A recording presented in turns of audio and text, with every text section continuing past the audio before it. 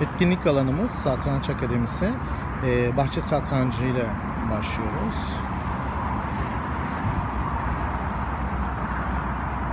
İki ayrı çadır yer almakta. Bunlardan biri eğitim çadırı, diğeri ise oyun oynamak için ayrılan çadır. Eğitim çadırımızda panomuz, yazı tahtamız, bilgisayar arka ve projeksiyonumuz ile etkinlik kitaplarımız yer almakta. Projeksiyon çadır kapandığında güzel bir şekilde göstermekte, bir kulüp merkezine dönüşüyor.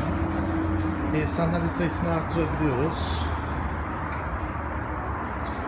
Etkinlikten çıkar çıkmaz dilerse dışarıda bahçe satrancı ve masada, dilerse ise etkinlik alanındaki diğer çadırımızda yer alan oyun alanında oynayabiliyorlar.